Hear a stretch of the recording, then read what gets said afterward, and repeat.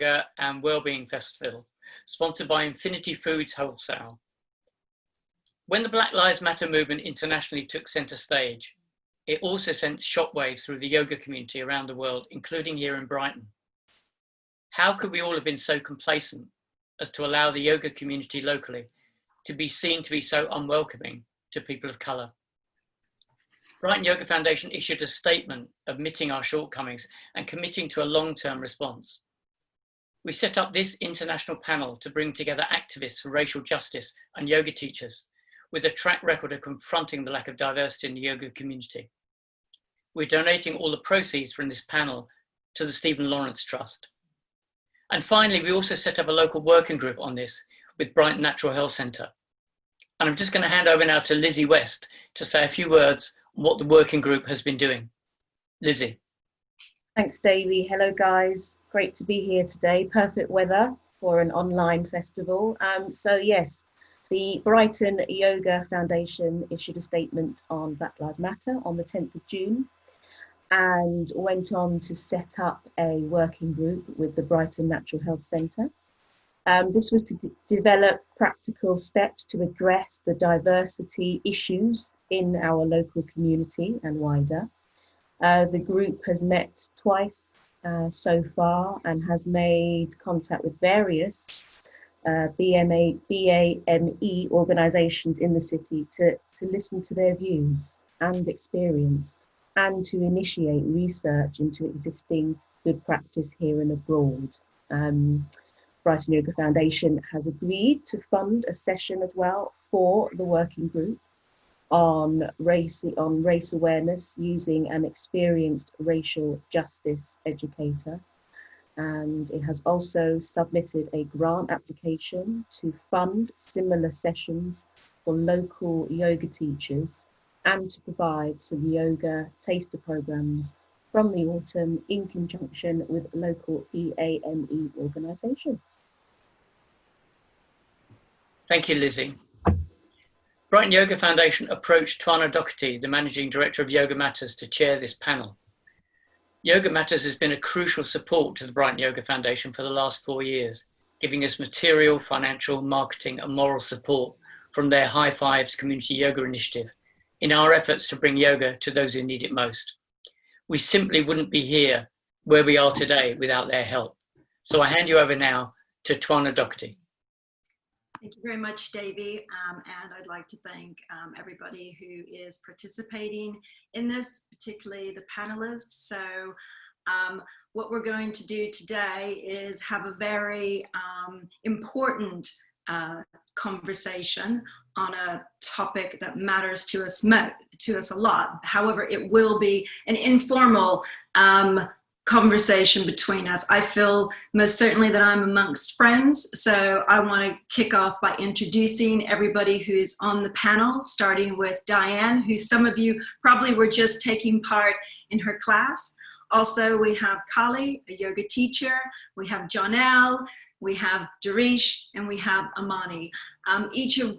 Each of our panelists will be telling a little bit about themselves, but what we want to do first is we want to kick off, because obviously as we look back, it has only been 2 months, and 2 months, it just feels like so much has happened. It certainly feels like we have reached some sort of tipping point, and I know through speaking directly to each of the panelists individually, we all have experienced different levels of emotions because of this. We all feel different levels of exhaustion, and our energy levels have been up and down and all around.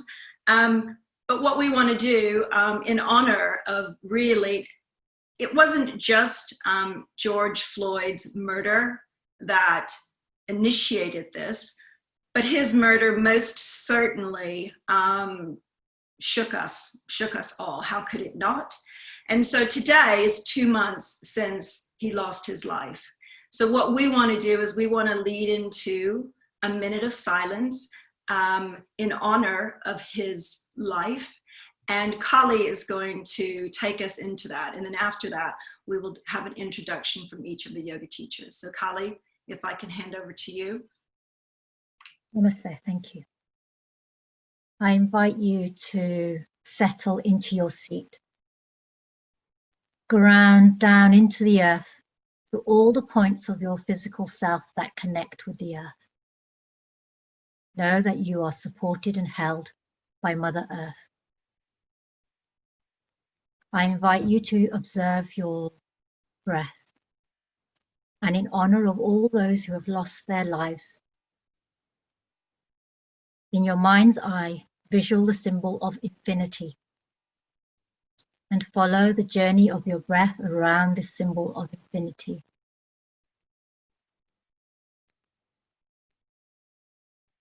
And to your mind's eye, bring all of those whose lives have been taken too soon.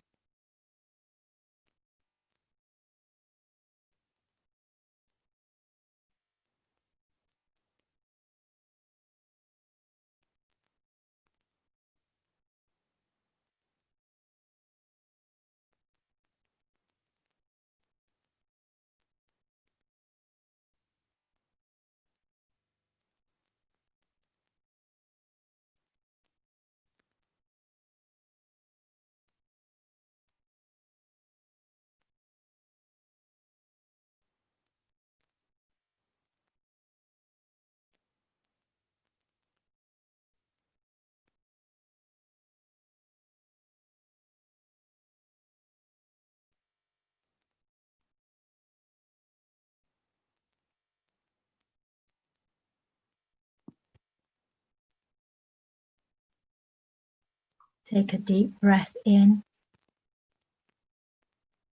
and release this breath through open mouth in gratitude to those of us who have gathered today in honor of those special souls.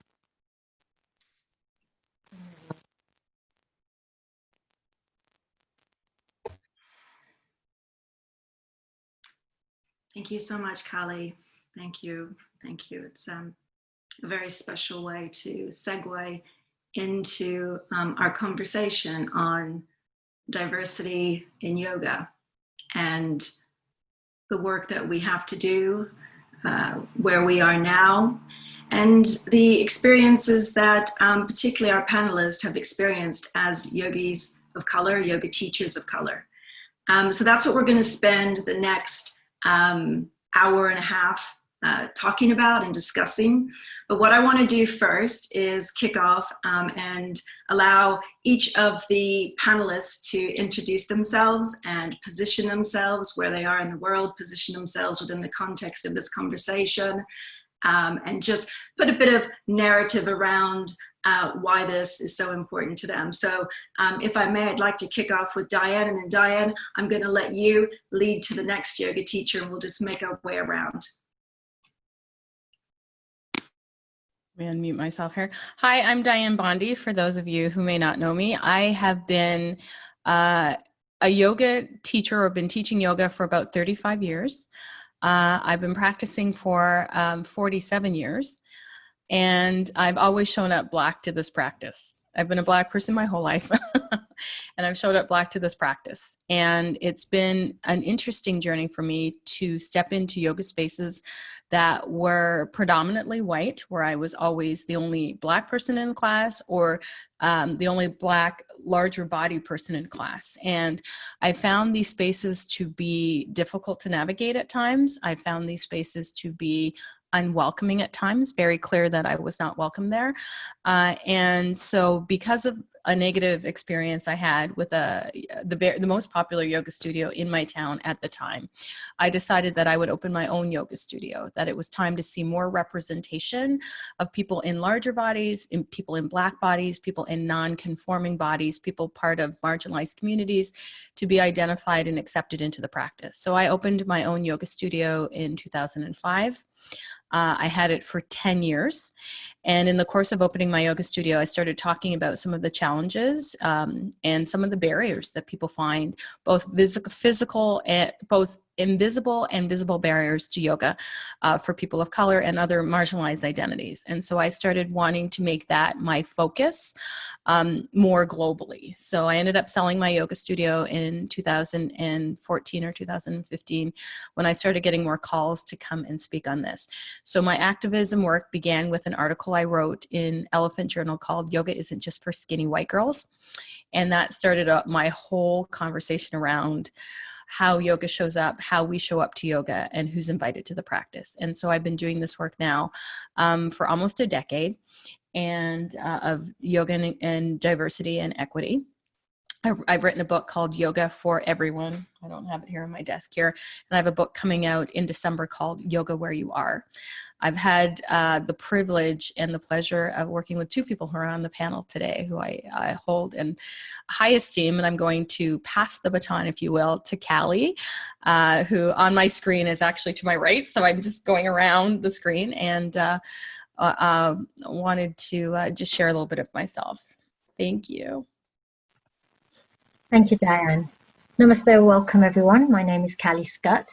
I'm a yoga teacher. I'm Indian by heritage, and I've been practicing yoga for many decades, not quite as many as Diane. And I arrived in the kind of yoga industry a few years ago and have experienced a real sense of disempowerment and disenfranchised in the yoga spaces. Having had a home practice for many decades and sort of practicing the spiritual and faith aspects of yoga, coming into the corporate, industrialized complex that is yoga was a real shock to my system, and not just feeling as if it was the place for me. And I thought, if I feel like this and I'm confident, I'm articulate, well, how must this experience be for other people of color? And I decided to qualify as a yoga teacher so that then I was able to offer safer spaces that were welcoming, inclusive, and accessible, and where people could see themselves being represented. And also to ensure that I was honoring the roots of the practice and the Indian heritage that I have been gifted with is honored and practiced within these spaces, so that the integration takes place. And you know, Diane and Janelle, and we've been having these conversations for a long time, and it suddenly feels like people are listening, and it's tragic that they're listening in these circumstances. But I think all that we can do to effect change, for me, yoga is about affecting change. So I thank you for welcoming me to this panel. I'm going to pass on to Janelle. Thank you. I had a feeling you would do that. Hello, everyone. I'm Janelle Lewis. I'm pleased to be here. Everyone on the screen there, I know everyone, and they're all dear to me and dear to my heart. So it's nice to be having this conversation in public. These are conversations that we have been having in private for quite some time. I have been teaching yoga for the past 6 years. I started practicing yoga really on a regular basis when I was pregnant with my daughter, who, oh my God, is turning 16 next week. So I look back at when I was practicing it, and it was a way for me to be connected to myself and connected to my daughter. And it was really a vehicle to help me birth her. Like, that is, you know, I was doing this practice to aid me in bringing a new life into the world. And then we fast forward to about 2012, as practicing again. I was in the middle of a divorce, and I needed, you know, just something that would make me feel better.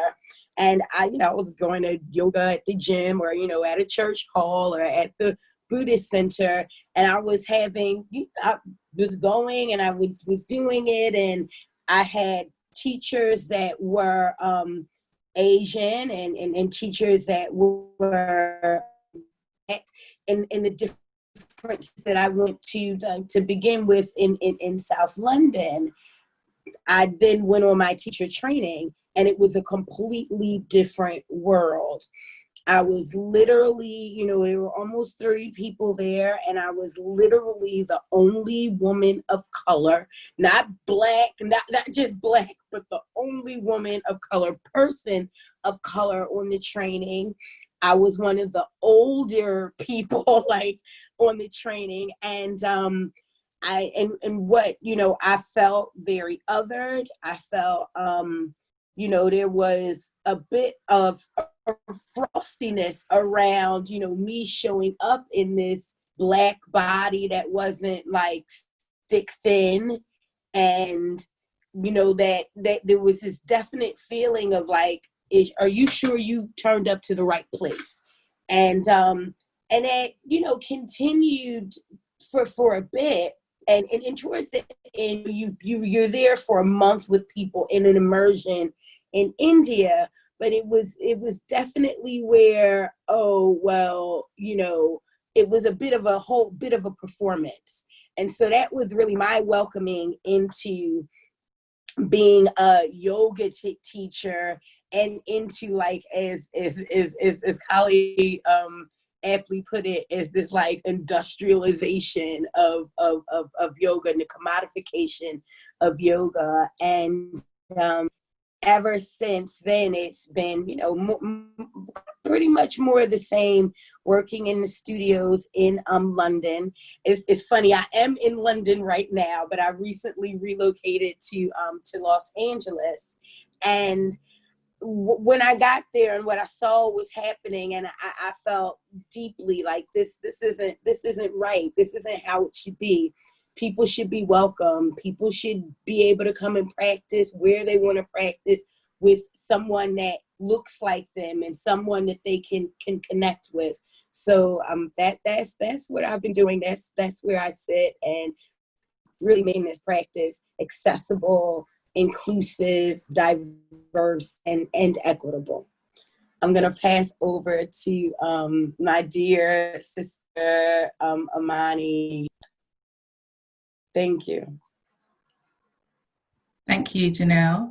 Hi, everyone. My name is Amani Eke. I am a Hatha instructor as well as an Egyptian yoga teacher. I've been practicing yoga for the last 12 years and teaching for the last 6. And I think it's quite important as well for people to kind of hear a little bit more about Egyptian yoga, and actually people of African descent were practicing a form of yoga, not called yoga, obviously, because that's Sanskrit. But I think that's really important for people to kind of hear more about and learn more about, and maybe practice more, especially over here in the UK. And I think maybe I can touch on that a little bit later, and how that's quite important in terms of kind of diversity and inclusion. I am also the founder of a not-for-profit called Project Yogi, and Project Yogi delivers yoga and mindfulness programs for young people. So I also come from an educational background, and I've kind of worked in some marginalized communities, and this is kind of why I started the organization, because I thought that it was something that was really important to kind of teach the younger generation and let them know how yoga, wellness, mindfulness can really support their growth, you know, support school, support issues that they may be going through at home. So we usually go into schools or work in particular communities that you may kind of say are disadvantaged. I don't really like to use that word, to be honest. We also work a lot with kind of vulnerable young people, and just kind of teaching them that, you know, these practices are important. You know, it shouldn't be for one particular kind of people, you know, demographic or, you know, race or, you know, certain class. It should be kind of open to everyone. And it's just really important to teach them that, you know, it should be something that should be seen as normal. You know, when I first started, a lot of the young people were really quite against kind of practicing, and didn't think it was something for them because that's what they saw. You know, and, you know, a lot of the times kids learn from what they see. And I think since then, so I started the organisation in 2015, and I think since then, a lot of things have changed. You know, there's a lot more kind of, you see in the media and on social media and things like that. And I think that's changed a lot of their ideas. So I can see the difference between then and now. They're really more open to kind of hearing more and practicing it and trying it and kind of understanding and learning about, you know, how it can kind of support them at school and at home and to stay well. So yeah, hopefully I can kind of touch on that a little bit more. So I think I'm going to introduce Dirish. Dirish has actually really done some work with the organisation, supporting our organisation as well. So yeah, Dirish, I'll pass on to you now. Thank you. Thank you, Mani. Just want to say a big thank you to Brighton Yoga and to Twana for inviting me, and also for Janelle for putting the shout out. My name is Dirish. I'm a London-based yoga teacher. I teach meditation. I'm also a Shakti dance leader, which is a yoga of dance.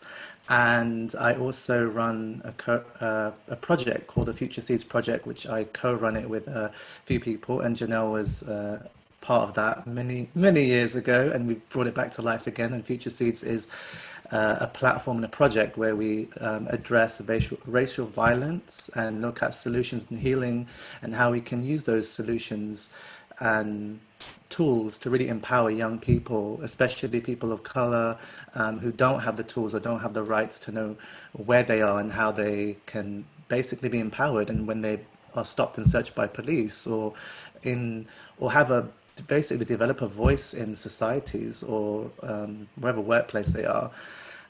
So that's that, and my yoga journey has been very interesting. I've been practicing for about 13 to 15 years. I've been teaching for almost 10. And when I first landed on the scene of Western yoga, it was a bit of a culture shock. I was like, number one, where are all the men in yoga? Because when I first came on the scene, it was predominantly women, predominantly white women, who, in my opinion at the time, I mean, obviously I came with my own ignorance, and I was like, why is all the white women trying to be Hindu with all the bindis and chanting? And I didn't really get it, and it really took me a while to really land in that space. And I was actually, I have to say, embraced in that community. And when I did my teacher's training, I was like, I wasn't sure if I wanted to do it. And again, where are all the men in the training? Because I was probably the very few, especially in my first teacher training. I was the only man on the training, and which was bizarre to me because yoga was, you know, if you look at the lineages of it, it's you just see men. And for me, growing up, my uncle, who's in his 90s, he's a yogi. He's the first yogi that I knew. So coming into a Western scene like this was really another world to me. But I thought I'm sticking with it because the yoga's working for me, and I'm getting plenty of benefit out of it. And I'll keep riding it until whatever happens. And then over the years, I've seen a massive culture collective of yoga happen in the last 10 years, and how it's began to become, as Kelly mentioned, like this industry. And you know, part of me is just like, but aren't we supposed to be going towards collectiveness together and work together and to create more love in our communities and embrace each other than just trying to hold the flag of being a brand all the time? And that was disheartening. I'm like, if this is the way it's going, then I've got to be the change that I want to see in this space. So that's what I began to do, and always hold within my field, within how I show up to everything and every situation that I do. And I came to a point where I'm like, you know what, the yoga scene is actually boring me, and the only way that I can feel of service is to actually step into the community. And by stepping into the community, I just began to realize, like, these people who don't get access to yoga are thirsty for it. They don't even realize they're thirsty for it. They don't even realize they need the healing once they actually get it. And I've done a lot of different community projects and taught at different events outside the yoga studio, and people have come up to me saying, you know, I don't usually feel safe going into these spaces, at yoga spaces. The yoga teachers don't really embrace me, or don't know how to work with me, or XYZ. There's a whole list that goes with it. And I was like, this is a really interesting conversation, and I decided to just continue working in the community because that's where I felt good. I wasn't feeling so great just being in a yoga studio space where everyone is spoiled with all this yoga teachers, yoga styles, and they don't really. I was feeling like a lack of value in terms of teachers in studios because they get everything they want, whereas I feel more valued in community, where for me, where the heart of yoga is. So that's been my journey and my experience so far, and I'm really glad to be here and to be able to co-create and share with everybody here. So thank you. I'll pass it back to Twana. Thank you so much. And thank you, everyone, for positioning yourself and helping our audience to understand a little bit more about who you are and what you bring to this. I think it's only fair that I kind of position myself. So of all of you panelists, I'm not a yoga teacher. Like many of you, I've been on a long yoga journey, which started when I was 18 years old, doing yoga to TV. And I've been on and off the mat, which, as we know, that's not where yoga truly happens. It's where some yoga happens. But I've been on and off the mat for many years. And but there's no doubt that yoga has certainly served me and served me very well, particularly in times of, well, just when life has been pretty tough. So I, as Davey mentioned, and some of you have mentioned, I run a business called Yoga Matters. I'm the managing director, and I'm a part of this industry. And one of the reasons why I wanted to chair this panel, other than the fact that we do support Brighton Yoga Foundation, is because I feel we have a huge responsibility as a business to be a part of the change. And what that is and what that looks like, we will determine collectively. So that just sort of puts me into context here. I'm London-based, we're a London-based business, and we are absolutely here to serve the yoga community. And I am a woman of color with a very rich heritage, and I share a lot in common with each and every one of you on the panel. So what I want to do now is kick off, because our audience really are here to take part, or at least hear us talk about what it is that we need to be doing within our community to create this change. And Diane, I really want to start with you, because you've been a part of this conversation. You've got students here on this panel. You've been on many panels, and I can't even imagine what your inbox has looked like over the last 2 months. I can imagine you have been in high demand, dare I say. Yeah? Yeah, you know, ever since Black Lives started mattering 6 weeks or 8 weeks ago, it's been overwhelming. This whole, the pandemic, I'm calling it the Great Pause. My girlfriend who I was talking to yesterday was calling it the Global Retreat, but I'm calling it the Great Pause because not all of us are in a retreat space or in a space where where we feel sheltered in place or safe. The Great Pause and the Great Reflection, because all at once we were forced to look at ourselves. So before, when Black people, people of color, people from the LGBTQIA plus communities were speaking up about how they were feeling in spaces, most people were like, oh, that's too bad. I wonder what we can do about it. What are the Kardashians doing? Like, nobody was really focused on any of this information. And now that we've exhausted all our social media channels and we saw a man lose his life in real time and we had nowhere else we could look, we've all had to take a hard, long look at ourselves. And what has really been interesting to me in terms of being a person of color, and particularly a Black woman of African descent. I'm from Canada. I'm not African American. And what I love about this panel, because it's based in the UK, we can have a broader conversation about people of color in the world, because often these conversations are specifically centered around African American lives, which isn't a problem. I'm not saying that's a problem, but we also have people in other parts of the world that are experiencing a very similar experience of oppression. And so when Black folks, and I'm not speaking for all Black folks, but when Black folks watched, or people of color watched, George Floyd die with the knee on his neck, and I mean white culture or the dominant cultures had their foot on our neck for years, but now we saw it literally, and we watched this man cry out for his mother. people of color saw their father, I saw my dad, I saw my brother, I saw my son, I saw my uncle happening, right? And we could directly connect with that. Whereas I think white folks, and you can all correct me if I'm wrong here, this is just my observation, saw the horror of that, but didn't necessarily see themselves as the person who was kneeling on the neck of that person, right? Didn't necessarily, can have a different experience, a bad experience. For people of color, Black folks, maybe Black men in particular, could have a visceral experience of seeing themselves on the ground because have been harassed by police, have had this happen in their families, could directly connect with that. Like could have that empathy, could connect with that situation.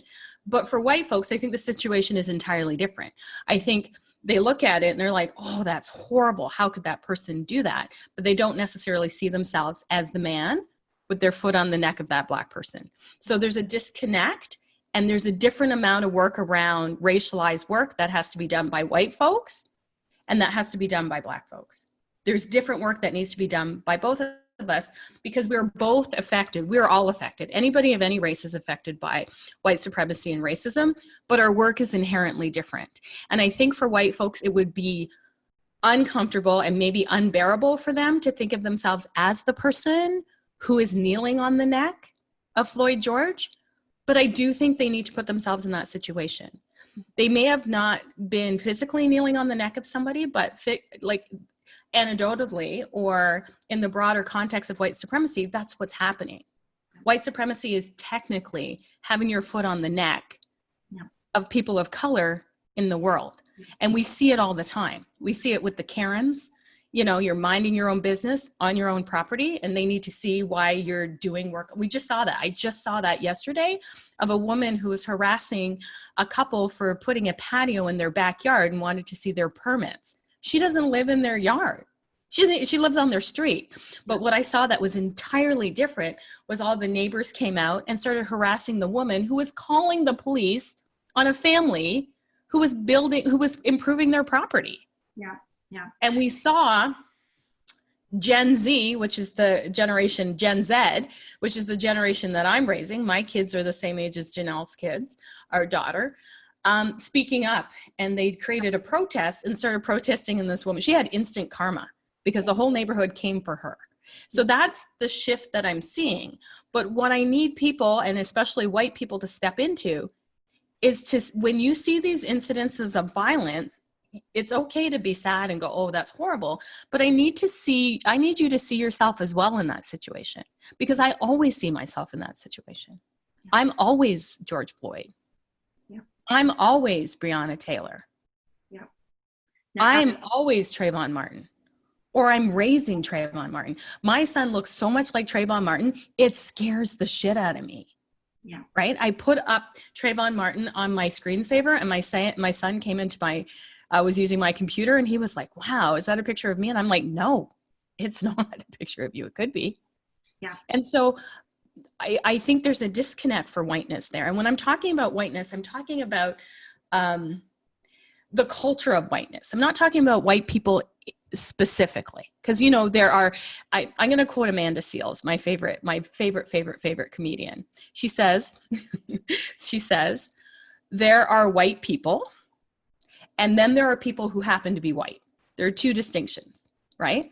People who happen to be white will be people who stand up, who people do anti-racism work, who are people who are allies, for people who are constant self-reflection.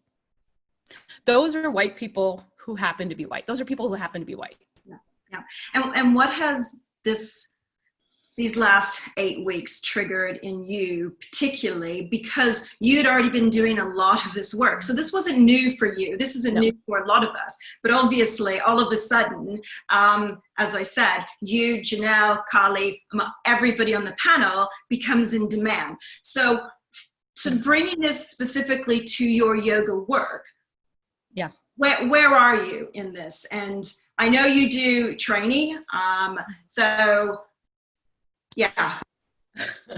Well, everybody's interested in me now. I mean, select people were interested in me in before, but now everybody, like I can't open my email without having somebody wanting to talk to me, or people jumping into my DMs on social media, telling me about a situation in which they stood up to racism and asking for me to validate their response, or people looking for absolution from me. I'm sorry, I didn't know this was happening. What can I do to, you know, people asking me what they should do, or asking me to forgive them for previous bad behavior. Like I may have gotten into it with somebody over their racist behavior.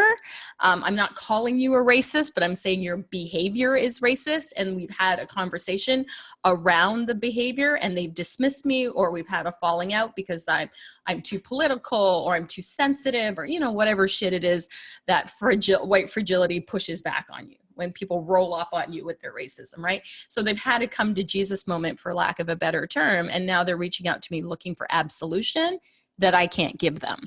So a lot of it where I am in the world is I'm hopeful, I'm overwhelmed, I am a little bit angry, but I'm also wondering how long this will last.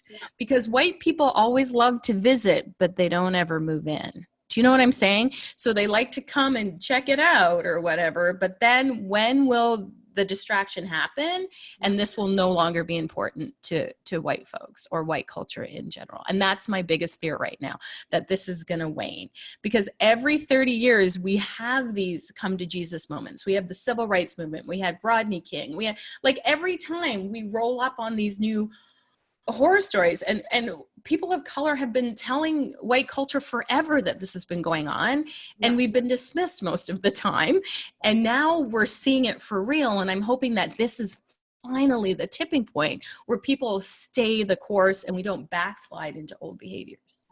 Well, and I think, you know, for me, what I'm seeing, and even the fact that we're having this conversation, and I've been part of many conversations, and I know many of you have been in conversations on Instagram and in podcasts.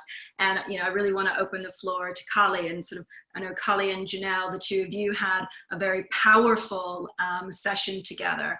And, you know, Kali, just tell me, you know, tell the audience sort of where you are in your sort of position right now in terms of how you've been, just affected by all of this. Thank you. All gratitude to Janelle, who, in the midst of pain and trauma for what was happening in America, reached out and brought this conversation into the yoga sphere. And I think what Diane was saying, to echo that, you have this sort of system of racism and white supremacy, and people don't see. They see racism as an individual act, as a one-off act, and only bad people are racist.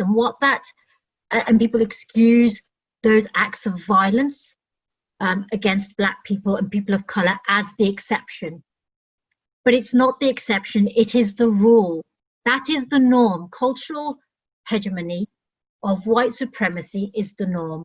There's power in all of our systems, in the judiciary, in politics, in financial and economic systems, in arts and culture, in education. Across the system, there's a system of oppression where people of color are marginalized, disadvantaged, and held back from fulfilling their potential. So it's not a one-off incident. You know, we know from the series of deaths in the US that it's not a one-off incident. It's evident here in the UK, and what Diane was saying about how we see oppression across the world. Black Lives Matter isn't a US movement. It has become a global movement. And the reason it's resonated with people across the globe is because people have experienced oppression from white supremacy across the world. And for me, the legacy of colonialism, what we're seeing today, racism was planted as a seed because of colonialism from Europe. Europe expanded around the world to extract wealth, resource, and people. In terms of slavery, in terms of indentured labor, in terms of the wealth and natural resource. They wiped out indigenous populations in the Americas, in Australia. So this isn't a one-off incident. This hasn't just come out of nowhere. This is a 400-year legacy of slavery, of oppression, of white supremacy. And so for me, what frustrates me, and I know frustrates the other members here on this panel, is that for so long, our everyday lives have been marred by racism. every single microaggression, every time we've been gaslighted, every time we've been spiritually bypassed, every time we've been overlooked, people are just saying, oh, well, you're not good enough. You know, you're not good enough. And that's why they put it down to the individual. It's not the individual. This is how we are trying to rise up against the system. There's patriarchy at play. So when Dirish is talking about there's not enough men and there's like too many women in yoga, and why there's so many gurus, well, there's so many male gurus just because of patriarchy. So now actually you're beginning to see kind of women rising up against oppression of patriarchy, people of color rise up against oppression of racism. So for me, these conversations have been long overdue, and the yoga industry is playing catch up. They are, I mean, I'm looking at, I won't mention this very large $1 billion turnover organized company in the US, but in Canada, actually, they're based in Canada. And they've come to the party too late. And now all of a sudden, so this space in yoga, they've occupied, and we've all been pushed out to the periphery. Indigenous cultures have been pushed. So indigenous cultures have been extracted. So yoga, mindfulness, shamanism, dreaming, these are all wisdom traditions of indigenous people who connect to their spirituality, who connect to the earth, who connect to nature through these wisdom traditions. They have been monetized, commodified, sold, packaged and sold to white people in terms that white people can accept and buy these products. They have been completely removed from their roots and origins. And Hermetic yoga, this is how yoga spreads. This is how philosophy of wisdom traditions spreads around the world. It came from Africa. We all came from Africa. Our cultures, our traditions, our philosophies arose from the seed of birthing in Africa. So honor that great cultural offering and gift to the world. And so suddenly now, like Janelle, like Diane, I have been so overwhelmed. And what I keep talking about is going back to, okay, we have to look at where racism came from, because if you want to make yoga spaces more inclusive, it's not about, getting a brand ambassador. It's not about having more representation in your yoga faculty. It's not about your advertisements are suddenly, promoting more brown and black faces. What it is right at the very root of it. Look at the practice of yoga itself. How are you conveying this practice? Is this practice honoring its root? Is this practice connected to its spirituality? Is this practice honoring the people it's been stolen from people? Yoga has been stolen from people. How do we gift it back to those people? How do we hear from them? It's about looking at your leadership. It's looking at your kind of entire structure. It's not a sort of one-off short-term event. This is a lifelong journey for everyone. And white people, when we talk about white people, we're talking about the culture of whiteness, need to play catch up, and need to do the work that we have all done for a long time.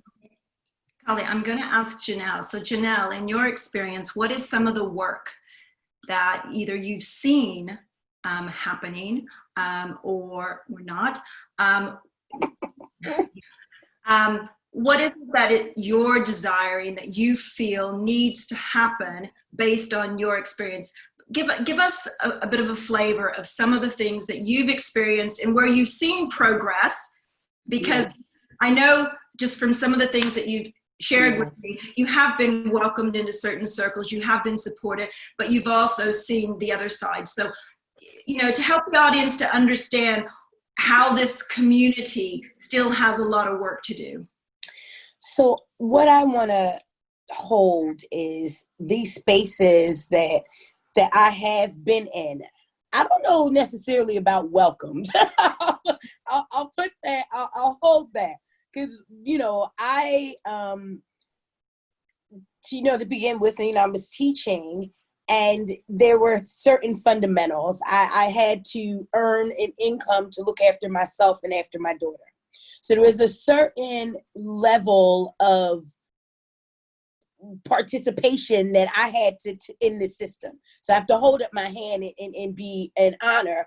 I had to participate in the circus. So did you had to kind of just shut up and a bit, and I have to bring that. So some of I was speaking to, trying to outline for a bit. I'm like, I'm gonna just get inside first. I'm gonna keep my mouth shut. I'm gonna keep my head down, and I'm gonna, you know, go through the back door, because that's a lot of what I've done. A lot of my career, and I again have to say to people, nobody was like, "Hey, girl, come on and teach here." It was not like that.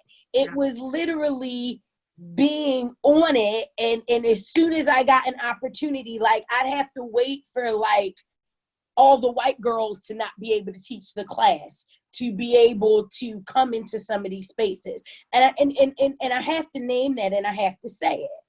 So, you know, you get into some of the spaces, and also I have to hold, I'm in London. I have an American accent. Everybody thinks that's super cool.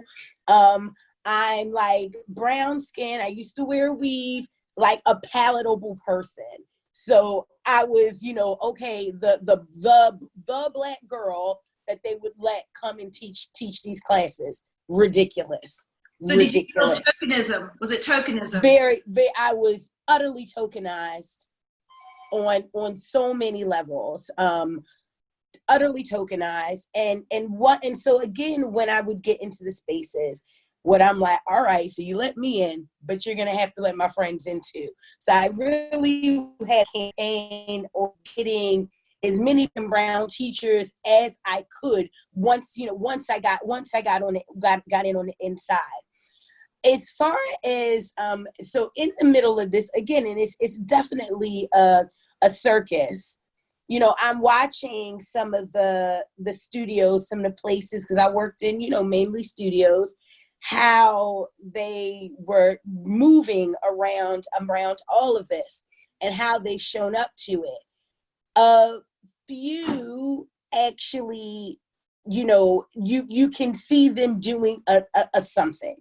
And some of this work is so deep that, you know, it takes time, especially if you're owning up to the toxic culture of white supremacy that is really shown in yoga, wellness, fitness. You know, that's you know, gotta hold your hand up and say, this is indeed happening here. They have to be honest about that, because we're at the point now. So you see some folks, and they're still trying to do this diversity thing. And it's like, that ship has sailed. It's anti-racism. It's dismantling white supremacy.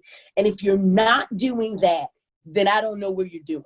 You're just doing more of the same mess, that the same mess that we've been in for however long.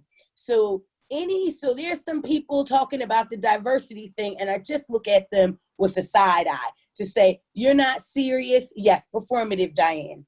You're not serious, because if you are serious, the language has to change and the accountability has to change. So I see, you know, some of the places where I have had difficult experiences, very, you know, a place where I was racially abused, literally, and had to stop teaching the class because I was just like, it's too much in that space. And they have hired a consultant to come in. Finally, they've accepted that there is a problem. There has been a problem. So now, you know, we're going to put some money into this. And then this leads me on, is like, if people are not paying money for consultants, for proper anti-racism training, then they're never going to kind of get anything to change, anything to happen. This can't just be get the black teachers, the black and brown teachers to form a diversity committee. That is a joke. That is laughable. And I bring these things up to everyone, because if you are involved in, okay, let's have a diversity committee and making the black and brown people do more work, And let's even say, just because I'm Black doesn't mean I know about anti-racism. Yeah. You know, it just, again, is more circus, it's more mess, it's a performance. Yeah. So with you, number one, what needs to happen is the admission that there is a problem. Because we can't skip past that point. People, you know, because we got a lot of people like, all right, let's just throw a black square up, and we're not admitting how we're culpable in this. No. Thank you, Janelle. I want to, at this stage, Amani and Darish, I'm coming to you. I want everybody to sort of be heard, but I do, on this point, I want to open this up, and anybody unmute yourself that you want to. But when we think about that yoga space, it's a really important space. And as a teacher, you have a massive amount of responsibility because you don't necessarily know who's coming to your class. You don't know what their needs are. You don't know where they are emotionally unless you've taken the time to connect with each and every one of them beforehand, which isn't, I presume, always practical. So as we see more and more teacher training happening, I presume, what is it that the teachers need to be taught in terms of holding that non-violent or non-microaggressive space for individuals who are sometimes in serious, desperate need for support? So anybody who wants to come forward, just, it's that notion of the responsibility of the teacher. Where does that lie? I think, Tawana, the first thing that yoga teachers really need is to have trauma-informed lens when they deliver yoga practice, because what's happening in yoga spaces, those microaggressions add up, and it becomes a revisiting of trauma. So people of color arrive in yoga spaces with generational trauma that they've inherited in their DNA from the forces of oppression, either historically through their ancestors, through their parents, their family, or they themselves have experienced as they try to move about in society. So revisiting trauma, loss, seeking a sense of belonging, people of color arrive with that hurt and harm already contained within their DNA. So the practice has to be trauma informed. That's the first place. I don't know if anybody else wants to add to that. I would like to say that as yoga teachers, it's very important that we don't just stick to the yoga body. We look at it holistically. We look at it from every aspect that it's coming from, because coming from that one limited perspective is not enough. It doesn't provide you with the knowledge, the education, and how to facilitate space when you get people of color coming into the space, and even people, generally everybody, because people are coming from all walks of lives. They're coming from all kind of struggles. They're there to unpack and dissolve their trauma somehow. And we as teachers, as leaders, I'm going to say leaders because we are leading this. Right, we're not just turning up at a studio. This is our livelihoods. This is how we show up in the world and to ourselves and to our communities. So I think it's really about doing more extensive work on ourselves, so that once we shift through the stuff through ourselves, we can show up and be in more of an embracive, strong leader within that space to hold. Yeah, absolutely. And to that point that Amani, you've been working in the community, this is a panel about how we create, and excuse me, I'm going to use the D word, diversity, but in actual fact, we know that this is about, how we make this an anti-racist environment. And here, Amani, you've been working with youth in central London, trying to show them that this is a space for them, that this isn't, you don't have to feel like this isn't something that you can do. So, how have you found that journey since 2015, trying to make that influence and be a leader in your own community? Yeah, I think, as I said, obviously over that time, I can definitely see things have changed, which is great. And obviously, the youth are the next generation. I know it sounds cliche, but they are. So for me, it's really important to start there, and teach them that, yes, it's for everybody. It's not exclusive. I can see that there's definitely been a change, as I said. They're definitely more open to learning a lot more about yoga, how it helps. You know, for instance, I want to liken it to the educational space. So to me, a yoga studio and a school can be quite similar, because most of the time both spaces are not diverse, in terms of teachers. So you'll go to a school in the outskirts or in a city of London, and a lot of the kids are from diverse backgrounds, from ethnic backgrounds, kids of colour, but again, the teachers do not reflect the young people. And it's the same, you may get a lot of staff from outside of London that haven't been around people of colour, but then they're teaching a lot of children of colour on a daily basis and don't really understand them, don't understand their cultural background, don't understand where they've kind of come from, how they've grown up, the local area and so on. And it's the same, I suppose, in a yoga studio. So it's just about how can we bring change to that? So that's a big thing for me. So coming into schools as a person of colour teaching yoga, or, in a community organisation where there's young people teaching yoga, I think that's an eye-opener for them, because I'm coming there and I'm a woman, I probably look a lot younger than I am, and that's always helpful, so they can relate, because they see me as it's a young black person teaching yoga. I haven't seen that before. Yeah. That's something new. Yeah. And where are you specifically doing your work in London? Because obviously, where we want to now, sort of an hour into this, we have people listening to us, maybe more localized, because this is the Brighton Yoga Festival, but we may have people from other parts of the UK.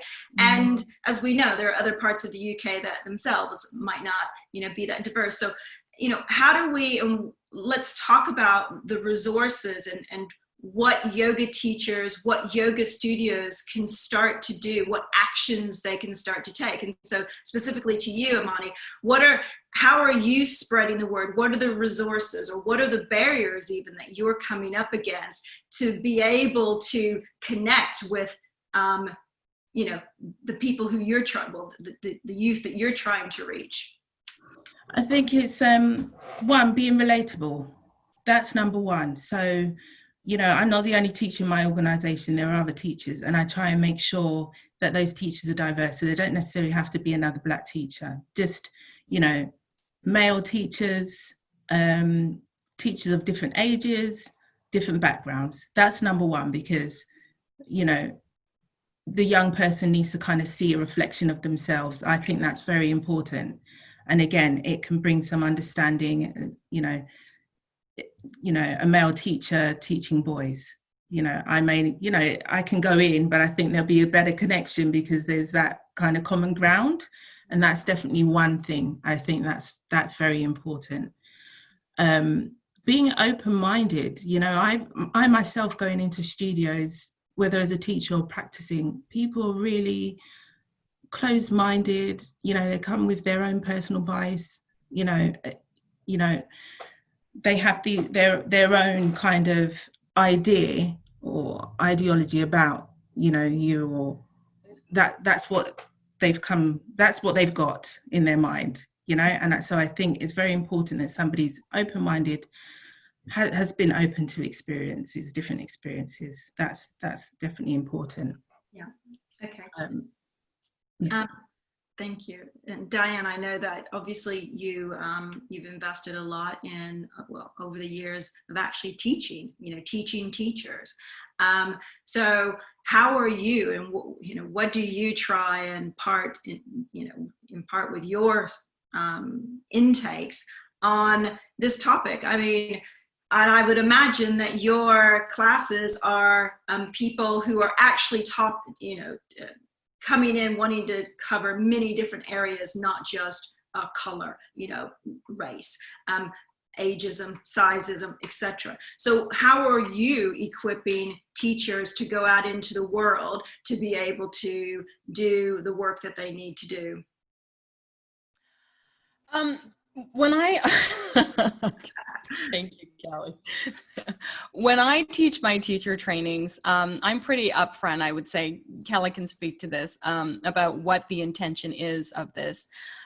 Quite recently, I've been really clear that I'm not here for fragility, and I'm not here for silence, and I'm not here to make you feel better about yourself as a white person. So I'm not here I'm here to make you feel really uncomfortable, because that's what the practice asks us to do. And the very first step that I ask people to take is in self-study, because I can't tell you on a daily basis, like when I look at my email right now, there's 300 emails in my inbox that I cleared yesterday. And there's so many people ask me, what can I do? What can I do? What can I do? And the first thing I ask people is, why do you want to do this work? Is it some kind of personal project for yourself, right? Like a personal improvement project for yourself? If it's that, then you're not ready to do the work. Do you want to make consistent change, and are you willing to show up all the time? So the very first thing I say to people in teaching them about this work is you have to do massive self-study, and you have to educate yourself, and you have to do your own work. Because I think a lot of times people expect me to give them a toolbox or to give them a list of things they can do, and suddenly they're anti-racist. Or I can somehow absolve them of their past bad behaviors, and suddenly they're anti-racist. We need people, the first thing, if you are interested in this work, you have to take a good, hard, long look at yourself and ask yourself why you're interested in this work, where you have made mistakes, where you need to make amends, and educate yourself on how to move forward. People of color, Black people, people from all marginalized communities have been constantly putting this work out as toolboxes for white folks to use forever. You can go online. I mean, the New York Times just published a list of books, which I've shared on here, that you can start reading about what it means to be anti-racist. Callie was so comprehensive in talking about racism versus bigotry versus prejudice, that these are systems that have been in place that are working exactly the way they are supposed to be working to keep some people at a disadvantage. How are you contributing to these systems, and what are you doing to unpack these systems is the question. What is your personal responsibility in this entire thing? And if you are not willing to sit with that and do the work, or if you are somehow offended by what I'm saying to you today, then you have a lot of self-study to do, right? You have a lot of work to do. If you are getting in your feelings by being called white, and if you are getting in your feelings by being told that you have a personal stake in this, then you have a lot of work to do. Yes, I'm not holding you responsible for what your ancestors did, but you are benefiting from the systems that have been put in place, that have been set up by your ancestors. And what are you doing to dismantle those things? And what are you doing to look at your own contributions to what are going on in the world? And to be clear, Janelle said this as well. We are all contributing to this. White supremacy is a learned behavior that we learned in school. I liken it to, we were all outside when white supremacy was raining, and we all got wet. We all participate. We all have a personal stake in this. And one of the things I like to say to Black folks is to stop looking to white folks to validate your existence. Okay, that's something as people of color we need to do as well. Stop looking for validation from white folks. And white folks, stop looking for absolution from Black folks. We all need to do our own work here, and do that work first before you step to me and go, what can I do? Because that's what I'm going to tell you to do. Do that work first. And instead of starting your own organization as a white person, the white savior hat, before you put that white savior hat on and charge into my organization, because you're going to save me, look at what are the people who are already doing the work and get behind them. If you don't know what to do, donate some money. That's your first step. If you're like, I don't know what to do. If you have resources and you know people who have resources, then donate money. That's the first thing you can do. Go to these organizations, find out who's in charge, and say, okay, I want to help. How can I help? And be okay with whatever way they need you to help. It may not be that you're front and center teaching a yoga class. It may be that you're sweeping the yoga floor, or it may be that you're cleaning the bathroom, or it may be that you're doing fundraising, and be okay with that. And then watch where you center center yourself and your hurt feelings in these conversations. Because the minute whiteness is no longer at the center, all of a sudden, this is reverse racism. I'm going to tell you how it's not reverse racism. Black folks and people of color do not have the power or the political capital to oppress you. Could people of color be bigoted? Absolutely. Can people of color have prejudice? Absolutely. Can people of color pull together and get enough power to oppress white folks? Absolutely not. Okay, so what I am trying to tell you here is take a hard, long look at yourself before you dive into any of these conversations, especially if you are not part of this community. Because there's so much harm that can be done when you run in on your white horse and try to save us. We don't want to be saved. Okay, we can save ourselves. We want you to pay attention to the systems that are in place, and we want you to do your own work of deconstructing it. And like I said, if you are offended by anything anybody says on this panel today, you have work to do. We are not here to make you feel better about yourself. We're here to make you think about how it is you can continue to contribute, and how as we as a collective continue to contribute to the systems of white supremacy. And as you can see, I get into my feelings when I talk about this, and I will not apologize. I get labeled the angry Black woman. Listen, I will play the cards that I am dealt. If I am angry, so be it. Okay, I have a right to be angry. Absolutely, and I think this is one of the challenges that we have, isn't it? It's the uncomfortableness, and it's been mentioned probably by most of you. You know, the fragileness. It's the fact that, you know, the tipping point. More and more people of color have found their voices in a way, or are finding their voices in a way that they haven't previously. So there is a lot more going on, and that collective energy is becoming more and more uncomfortable. So, Callie, to you, you know, how are we going to help facilitate when individuals are feeling like this isn't the space for it? You know, I don't want to be talking about race in a yoga space because this is not the environment for that sort of conversation. Have you come up against anything like that? So the first thing, what we as people of color do is we go make our own spaces. We create our own spaces. We build our own tables. We sit at the head of our own table, and the terms and conditions with which we engage with the world is on our terms and conditions. So we no longer play the system. And so for so long, we have been conditioned and socialized into racism in the same way we've internalized racism. So we actually end up believing we are less than, we are not as worthy. So we end up playing everybody else's rules, and we end up giving up our identity and compromising our principles and ethics in order to be accepted, in order to be allowed into spaces. Well, no longer. That's not where we're going now. The rules have changed, and Black people of color have found their voices. And yes, we are angry, and we've been angry for a long time, but this anger is justified, and this anger has a purpose. This is about purposeful change that is lasting, that is sustainable, that is real. It's not going to be a flash in the pan. We're still going to be having these conversations, and we're still going to be affecting change in a year from now, 5 years from now, 10 years from now. Our children will still be having these conversations. So this is not something that's going to go back to normal. Nobody's going back to normal now. This is the new norm, isn't it? The new normal is about justice and equity. That's the new norm. There's no longer, and actually, and I think yoga is the most wonderful, gifted tool that we have for bringing about equity and justice.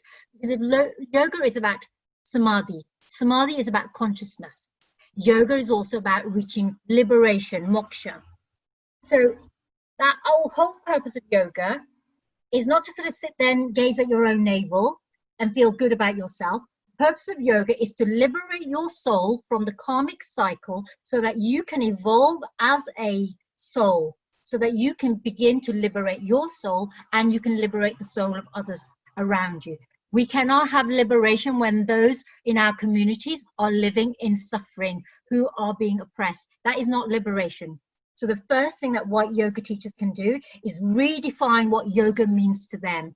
Your yoga isn't your personal yoga. That's what you do in your living room at home. But when you take your yoga out into the yoga space and you offer it up to other people, your yoga has to be about liberation. and it has to be about collective liberation. So get that straight. Get your definition of yoga organized. If you're selling yoga, make sure you're selling yoga for what it actually is, not what you want it to be. So yoga is for liberation. The tools are there. There's 3 types of yoga, right? There's karma yoga, there's bhakti yoga, and there's gyan yoga. So where are we? Gyan yoga. Let's find out. Let's find the causes of suffering through study, through application of our critical thinking skills. Let's look at the systems, let's analyze them. So let's use vichara, which is our the clarity of vision. Let's use viveka, which is discernment. So really keying in on what are the issues here. Let's identify where race is playing an issue. It could be any kind of oppression. It could be around orientation. It could be around gender. It could be around race. Any of those intersectionalities. To use your discernment as yoga teachers, see what's going on, which studios are and how they're operating. And then you use your practice. Your karma is your call for action. Karma yoga is a call for action. It's not about sitting on your mat and sitting on your mat in your little cave. It is about going out into the world and changing the world. Look at what non-violent resistance, ahimsa, did for civil rights, to Jim Crow laws in the US. It actually brought down the British Raj in India and ended British rule in India. This is the power of yoga, power of ahimsa, of satya, of truth and kindness and compassion. These are 2 powerful things. You've got your tapas, svadhyaya, and ishvara pranidhana. So bhakti yoga is your devotion, your commitment, you surrender. So when you surrender, you're not surrendering your personal power. What you're surrendering to is the fact that you have more knowledge and that you need to surrender to this call for action. You do not turn away from this call for action. You face this call for action and you step into it. And for white people, it is going to be uncomfortable because it means giving up your privilege. It means sharing power with people of color. No longer have you got power of people over people of color, power with, or giving up power. So this is a big ask of white community of yoga teachers. But in the end, if your journey is about liberation of your soul, then this can be the only call to action that you have to respond to. Yep, absolutely. Absolutely. Thank you. Use your yoga for what its purpose is. Absolutely. And Janelle, you know, I mean, even just following after both Diane and Kali on this, you know, even our audience hearing that level of passion and energy, there will still be people who might find it uncomfortable and want to say, tone it down. That whole notion of, dare I say, tone policing. Have you had an experience of that? I mean, right now in this moment, it's I really, you know, I had right in this moment, no one is doing that with me. But you know, we've all had it. I'm still like this. One of me and one of another. She's an amazing anti-racism educator, Nova Reed. She's been calling it the Great Migration now. Like now, everybody's trying to get right. And part of that for right now in this moment, like I haven't really been policed in that way. I think one for me, what I want people to get again straight on, and what Kali is very eloquently saying, we keep going back to it, especially in these yoga spaces. Like, what are be clear about what you're doing and be clear about why you're here, and actually what the practice is. And I have to you have to look at again what is happening on teacher trainings and how these things are being delivered and who is delivering them. And especially we're talking about people like yoga teachers and people in yoga community. And if we're not, again, if the foundation isn't around collective liberation around this practice, you are creating this space where people are toned policed, right? You are creating this space where you only want light and love, right? Because we get a lot of that. You're creating a space of spiritual bypass, because all of these things are like, for me, the tone policing and the spiritual bypass, they're like best friends. they're always hand in hand, you know, basically. And when we talk about the spirit, the again, this thing about toning it down, and it's like, oh, if you don't say it in this, so I've gotten this one, and so yeah, I have been told, police, if you say it in an angry way, then I don't want to do it. Well, then you don't want to do it. You know, if I got it, then it just means you don't ever want to do it. And what you're saying about this being uncomfortable, and this is with this work, if you are not uncomfortable, you're not doing it. If it feels easy, then you ain't doing it. Then you're not doing it. Then you're doing more of the same. If you don't feel a bit like, oh, you know, if you don't feel that resistance, even me and this black body as a black woman, sometimes I'm just like, oh God, this is a lot, right? But then I know I'm on the right track.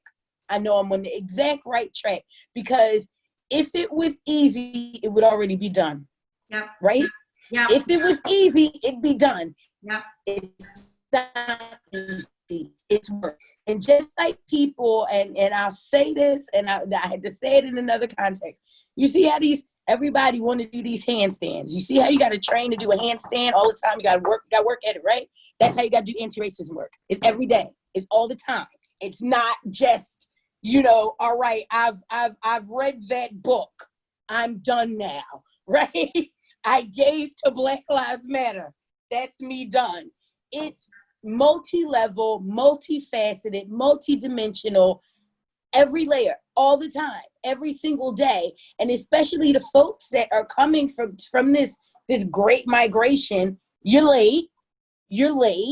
And because you're late, it means there's no space to not show up for this stuff every single day and in every way. You know, and in the ways that we have different points of access and positionality, but it's all time, it's different ways. And when you're looking, you know, at the world, starting to see things from this lens, you know, like, oh, wow, there it is, that white supremacy again. Oh, yeah. Wow, here it is, the racism again, yeah. where it is like, wow, you just can't unsee things now, and it has to be uncomfortable, because if it's not if it is too comfortable, it means you're not engaged. Yeah, no, that's great. And that's my experience with this work, and I mean, other people might have their own opinions about it, but that's where I am with it. Darish, who do you think's doing the work? Because we've got 10 minutes now before we go into Q&A. And I know that Diane has to leave a little bit earlier, and I want to make sure that we get some questions in. And I think it's just important to, you know, shine a light on where we either see some work, where is it happening? What's your experience on who's doing this work, and where you're seeing some good leadership, as you put it, leadership? We're doing the work. Everybody on this panel right now, we're doing the work. Number one. Number two, I have friends who are allies, and I see them doing the work, and I champion them to continue, and I encourage them to continue moving forwards, because it can't just be from us all the time. I'm tired, I'm bored. We need others to begin to continue to champion this forward, because we need to see evolvement, we need to see evolution. I'm bored of having these conversations all the time, I have to be honest. As much as important as they are, it's exhausting. You know, I've been on so many different panels and things over the past month and whatever. I'm like, oh, we're still here again. Where are we going next? I'm about how do we keep this wheel moving, you know? And it comes down to how we educate not just ourselves, but our allies as well, who are with us, because they need to now push this forward. And I think the more we continue to show up with our true unapologetic selves, the more we're going to permeate the space and take the space that we need all the time. And I was having a discussion with a friend about it. It's like they were asking me, like, so what do you think is going to change now that we go back to studios? I'm like, well, I'm changing because I'm not subscribing to this constitution of where we've been before. I'm done. And actually, through this great pause of being online and doing online classes, I've just been doing my full self. I just don't care anymore because I just think what you see is what you're going to get. Either you like it or you lump it. I'm done with people pleasing. I've done that all my entire life. I'm done. I'm just like, I know who I am. I know my voice. I know I'm educated. I know I have enough. I know I have the skills. I'm not going to be tokenized into anything that you want to do. And so that's where I feel like there's been a shift in consciousness in this whole period of time where us collectively coming together, unifying our voices is actually helping us to lead more and to be more visible than ever, not just because of our color, but because of what we have to say and where we're going and how we're going to continue to move forwards and where we want to see and how we want to see the change in this whole world. Absolutely. Thank you, Darish. Thank you so much, panelists. I understand how exhausting this is, and you keep showing up and you keep taking part in these discussions and you keep doing it because you know it's important, but it is exhausting, it is draining, and I'm sure that I can speak on behalf of all of the audience when I say thank you. Just thank you for contributing to this and, having this discussion. We could go on for hours and we could sway into different, sub-topics, but we know that there's still a tremendous amount of work to do, and we'll do it. And as Kali said, I think that there's a lot of work happening in certain groups where they're creating their own spaces because as much as you'd like to see more progress, it's just maybe not happening at the pace that is required. So thank you.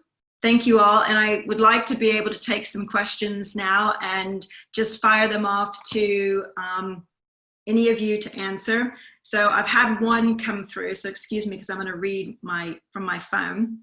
And even though a name has been given, I'm not going to give out any names, but this one comes from a yoga teacher who has a South Asian heritage, and she studied in India. I presume she means she studied her yoga teaching in India. She lives in the Southwest London, and she's felt disempowered by the studio world financially. She's experienced barriers to training as well. And what she's wanted to do is to start grassroots community work, but she's found that difficult. And what she's asking is, how can she get those communities who are marginalized to actually start to want to take part? So basically, how do you reach people who actually probably need yoga but feel it's not open to them? Any advice? Can I go for this one? Yes. I think whatever community you're in is where your work begins. Look around your community. Go into your libraries, go into your schools, go into your shops, go and speak to people who are around there. Where there is community, there is something to do, there's work to do. People may not even know it, but as you showing up and you being receptive to your openness, there is something to do. There are plenty of ways. I mean, you can, whoever's asked that question, come and speak to me, because I do a lot of that currently, and I also live in the Southwest and also South Asian. So come and contact me, and we can definitely continue to dialogue this, because it's a big topic, and I'm passionate about it. And it's really juicy actually when you get into the community, because you get to meet all types of people. You get to begin to diversify the way you teach. Your palette of your experience as a yoga teacher begins to stretch in all different kind of ways, where you become more inclusive of how you teach, because you have so much variety of people around you. Okay. And can I just also add? Okay, yeah. I was just going to say, It's like, get organized. Go to the people in your community who have the power and the resource. So go to your local government, go to your NHS, go to the, your GP surgeries, go where people have power and resource in order to be able to fund you. Because a lot of community work is underpaid and under-resourced. So we need to go to those who have deeper pockets. And actually now, after COVID-19, the impact of mental health and the lockdown and the suffering that people have experienced, there's a great need for it. So people are funding projects to support anything that helps with mental health and well-being. So find those pots of money at the local authority level and use those as a way of funding your work. Okay. And also, I think we talked, like seeing what's in the community.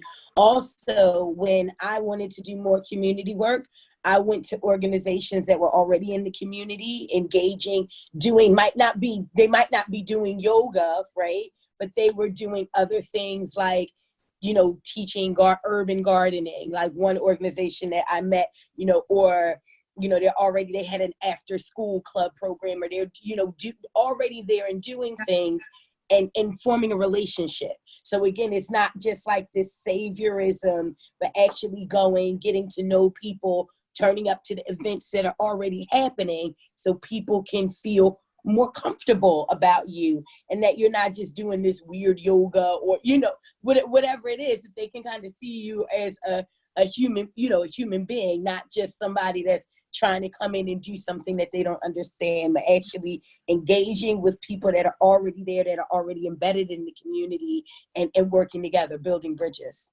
Okay, here's another one, anonymous. A lot of people come to yoga as a form of exercise and aren't interested in the spiritual side. And I've seen a lot of teachers obliged to this form of performative yoga. Is this cultural appropriation? Also, how do we change the mindset of people who come to yoga to perform poses and just sweat? Anyone? Yeah, there's places called gyms where they do fitness classes and they have weights, or you can run around a field. There are so many places. If you just want to get fit and healthy and improve your cardiovascular health, there's lots of ways of doing it. The moment you step into a yoga space and it is a sacred practice, you have to acknowledge the roots of the practice, a sacred practice. And whether you're and it's a philosophy, so it's not religion based or faith based, it's a philosophy. And so the philosophy, we can all connect with the philosophy of compassion, of truthfulness, of generosity, of not being attached to the material. These are philosophies that inform and benefit all of us. So as yoga teachers, and good quality yoga teachers, will introduce elements of philosophy, even if the students don't recognize that's what's happening. Pranayama, breath work, functional movement, that's your yoga asana. Quiet, silence and mindfulness, that's meditation. You can bring in so many different limbs of yoga without the students even knowing about it. But actually, I think the expectation we've adapted to suit the demographic, and that's one particular demographic. And now what we're saying to that demographic is that you need to honor this practice. And if you don't want to honor this practice, find another form of exercise. Yeah. Yep. Okay. Another. I hear Pilates is good too if you don't want to participate in yoga. Another question that we have is they'd like to hear the views on the industrialization of yoga and wellness, and basically the commercialization of it all just being sold and monetized. So we touched on that very sort of lightly earlier. It's a very long question, so I won't read all of it. But does anybody else have any other comments on how this has become an industry and commercialized? Capitalism and white supremacy will always take what it wants and change it to suit its own needs. And that's what we've seen with this. So yoga went from being this journey to the self, into the self, created by brown people, into a multi-billion-dollar industry that has been stripped of its roots, stripped of its meaning, packaged and sold. So these are not, yoga is not packaged and sold. right? The actual yoga teachings are free for everybody to participate in. And the yoga industrial complex goes hand in hand with what capitalism and white supremacy teaches us. It's a delusion that it teaches us. It's delusional to think that one race of people, and there's no such thing as race anyway, right? That one race of people is any better than the other, and that you could actually buy yoga. That is a delusion. You have to participate in yoga. If you are a yoga teacher or consuming yoga, the whole idea behind it is to help shape and shift consciousness. That is your job as a yoga teacher. That is your job as a practitioner. It is to be in the collective awareness of what's going on in the world. So sure, you can run out and buy an expensive mat, and sure, you can run out and buy expensive clothing, but it's just that. It's buying clothing and it's buying things. It's not actually practicing the yoga.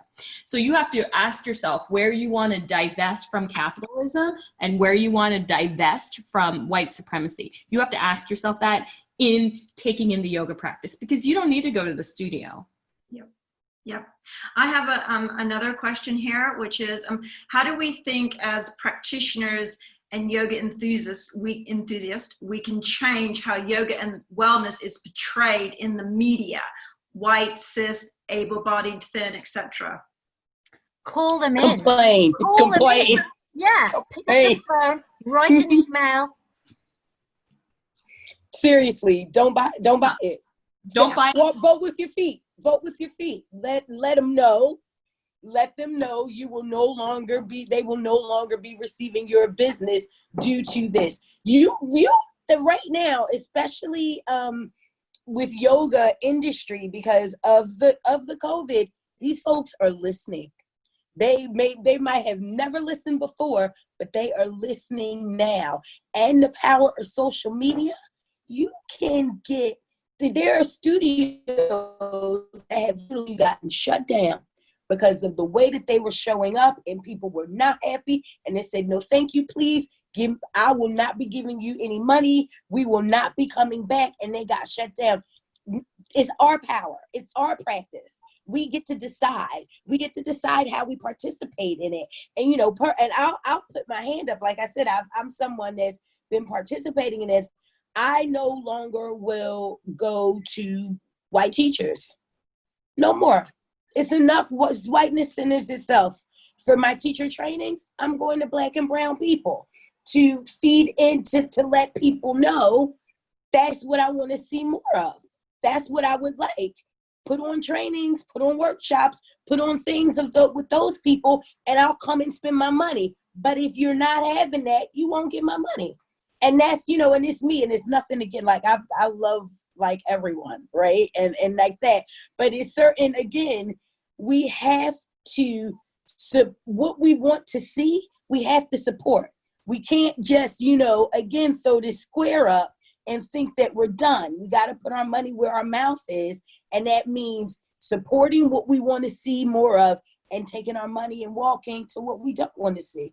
I've got 3 more. Anti-racism training and collaborations. That's the way forward. Amani, this one's to you. For Amani in particular, I'm so inspired by your work with a younger audience. What advice can you share from your experience in this field? What specific barriers or challenges have you witnessed? I would say there was definitely a lot of barriers, but I would say you keep persevering. It's something that's very passionate for me, so I just kept continuing, and eventually people kind of gains. They're interested. They want to know more. They want to see more. They want to hear more. So you've just got to keep going with it. Sorry, can you repeat the question again? So I've forgotten a little bit. No, that's fine. What advice can you share from your field in this experience? Basically, just working with the younger audience. I think it needs to be engaging. It can't always be like going to an adult class. So you have to kind of maybe understand young people, maybe have a little bit of experience, working with young people, and just make sure your sessions are engaging, are interesting, can connect with them. You know, you can't necessarily teach like you would teach an adult class, because you're going to get that disconnect, especially if it's little children. They're going to immediately shut off after a while. You know, it needs to be fun, it needs to be enjoyable, it needs to be relatable. So, you know, sometimes that does mean kind of watering down the practice slightly. It doesn't necessarily mean you have to lose the philosophy side of things. You know, you can still kind of include all of those things in the practice. It just needs to talk to the young people of that age that you are going to be working with. So that's my advice. Okay, I'm going to read out two more. So as a woman of color, I'm slowly doing the work of unpacking and dismantling a lot of ways I have tried to assimilate into white spaces in order to fit in. It has been very painful work, and the journey is long and slow. In doing this, I'm still struggling to stand in my power and take up space when I enter white spaces. Can anyone on the panel give advice on how to protect your energy as you navigate these white spaces as you're trying? You're mute. I think one of the first things you can do is find other Black and brown students and teachers that you can form a support circle with, because you need the support of your community. Otherwise you end up feeling really isolated and disheartened. And then using your yoga practice, you know, like power up through your yoga practice. Use your power that you have, that fire that burns inside you, to keep reconnecting with your practice. Find your community. This is why my brand is what it is. It's about finding your tribe. There's a place for all of us with our own people if we cannot find space elsewhere, anywhere else. And for me, I had similar experiences. I've been qualified for some years. Getting a gig in a yoga studio has not been easy. So I made up my own classes. Going online was the most democratizing experience. So students were able to find me. They couldn't find me in studios, but they can now find me online. And I think this is why what Janelle was saying, studios are running scared, because they know that Black and that brown pound and dollar is worth some. And if they lose those people completely, and they're going to lose white people as well, because white people are not going to want to see this blandness anymore. They want authenticity in their yoga classes. So they're all going to walk away unless yoga spaces become more inclusive, become anti-racist, actively work towards social justice. And that they have to just commit to that. Otherwise, yoga businesses, they're going to struggle because of COVID-19. They're going to struggle because of Black Lives Matter, unless they get themselves organized and get themselves properly trained, and they support teachers, they support leaders in the industry who are Black and brown. Put your money where your mouth is. And Kali, this could be anybody on the panel. Can you share the connection between social justice and yogic teachings? In other words, how is yoga and social justice instinctively connected? So the goal of yoga, the practice of yoga, is for consciousness and for liberation. Samadhi and moksha, those are the two goals of yoga. That's across any yoga school, any yoga lineage, any yoga philosophy. That's what the practice comes down to. And it isn't liberation. So yoga has these different strands. It's not just one definition. But what we're saying about Kriya yoga and Karma yoga are yoga of action. Now, we go through, as souls, we evolve through different layers. So we unveil, we deconstruct, we unveil, we delayer. That's the yoga practice. And we do that in order to liberate. And once we liberate, we don't just liberate ourselves, we then start from there, we start with ourselves, and then we move out into the world, and then that's our call for action. That's our life's purpose. Our dharma is then to liberate others. So any book, pick up any book, pick up the Yoga Sutras, pick up Bhagavad Gita. It's all about action. You start from the self, and then with the little self, the little self, that's me and you, and then the big self, and that's the collective community. You move from the little to the universal. You move from the individual to the universal, and only then can you attain liberation. I've had two more questions come in. I know I just said two more, but we've got a few more minutes. And Diane, if just bear with me. So this one says, I've been working with teens for some time, and from feedback, the biggest barrier to entry, particularly for BAME youth community, is the language rhetoric of yoga and meditation isn't enthralling to this demographic. Do you think a shift in vocabulary could see changes in the next generation of teachers and pupils in the UK? Is the language a barrier? You know what? I'm going to just jump in here because I go into communities and I'll like teach, like we'll call it hip hop yoga, whatever. And I speak to people in plain English. And not saying, you know, I'll use the Sanskrit terms and call things what they are, but I don't go in trying to think that I'm above who I'm teaching. And I think that's more of the barrier of entry. It's not actually the words, but it's how the intention and how the words are delivered. I'm like, we do this yoga together. You know, I'm not separate from you. We walk hand in hand on this journey together. As much as my students learn from me, I learn from my students. To be a good teacher, you have to be a good student. I do not see any other way around that. So what people are getting are teachers who don't think they need to be a student anymore. Yeah. They feel like that they've learned it now, and it's a talking down, not a talking across. And it's like, yeah, I mean, yeah, I've done the yoga teacher trainings. I've done quite a few of them. I'm doing one now, like as we speak. But I don't ever, you know, and I know that I have a certain amount of skill around guiding people through the physical practice, but it ends there. It's like, I just happen to be standing at the front of this room right now, so but we're doing this together. And again, when we talk about white supremacy has to be right. It has to be on top. You know, it has to, there's no collaboration with it. It has to be the person telling you how it is. And that also feeds into a lot of patriarchal structures as well. So I don't think it's necessarily around like verbiage. I think it is around who is delivering it and the way that it's being delivered. And also, if you're working with young people, play music that they might like, you know, that they might resonate with, to, again, break down some barriers, not just, you know. Yeah, okay. I just want to chime in real quick. Yes, please do. I think also we need to meet people where they are at, and that means keeping our heart opens all the time.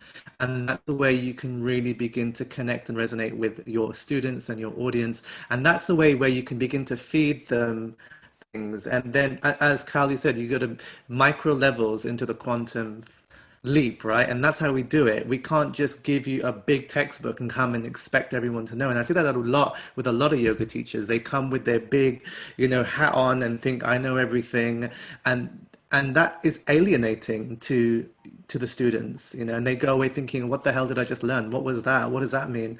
And I just feel like you need to give them glossary, you need to give them context, you need to give them tools where they can play with, literally feed them. And that's how you begin to teach them, because we're not just teachers, we're educators in this field as well.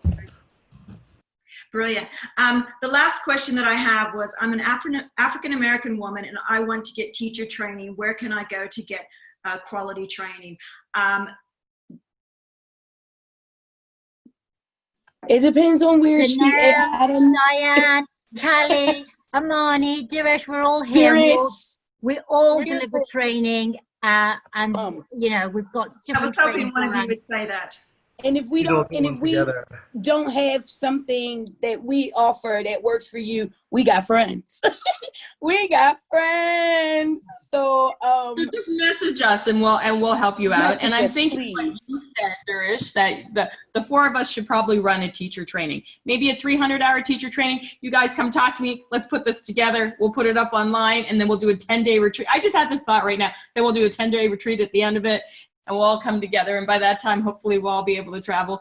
But yeah, reach out to one of us and we will direct you. I hate to do this. I got to jump. I know, and I want to just thank you. Thank you so much. I know that you're going off to another class. Look at this. She's given us so much time. She had a class before. Diane, thank you. Thank you so much. Thank you, I everyone. love you, Diane. Thank I love you. you, Janelle. I Kelly, am so grateful for you. Bonnie, Lana, Davey, everybody, thank you. I gotta bounce my Praise producer. God is praise. Okay, bye-bye. Bye. Bye. Okay, Davey, I'm going to hand over to you. I just want to say thank you so much. Well, thank you so much to the panel. Thanks, everybody. It was really great to just have that platform. So Brighton Yoga Foundation, we appreciate that. Thank you for coming to all of us. Thank you, everyone who's been listening and taking part. If you have any questions that weren't answered, I'm sure Brighton Yoga Foundation will fill them to us. We can find answers to them. And even if some of the questions that were put didn't quite, get there for you, please just speak up and we'll try and answer it with more detail. But thank you very much, everybody. Thank you. Can I just add that we have recorded this panel, and we haven't yet worked out exactly how best to share it in the future, but happy to talk to all the panelists about how best to do that. But we will make it available in some form or other. And can I just thank all the panelists for coming to this, yet another discussion about this topic, but one which certainly for us has been very, very challenging. I've had lots of messages coming into me today from people saying this is a really interesting and challenging and thoughtful panel, and it's made me rethink a lot of things. So that's what we wanted it to do. So thank you very much indeed. And if I could just say to everybody, we have got 2 more sessions tomorrow. We have a session with Norman Blair, who's another good yoga warrior. And we also have a session tomorrow afternoon with Julie Martin. So I hope to see you all then. Thank you again. Thank you to all the panel. Thank you very much. And for those of you who, I know the billing was from 3 until 5. We just thought with Diane having to exit that we would round it up earlier. So please don't feel that you've been shortchanged by 10 minutes, but because we had a panel of 5, we really wanted to keep it to a full panel. So thank you.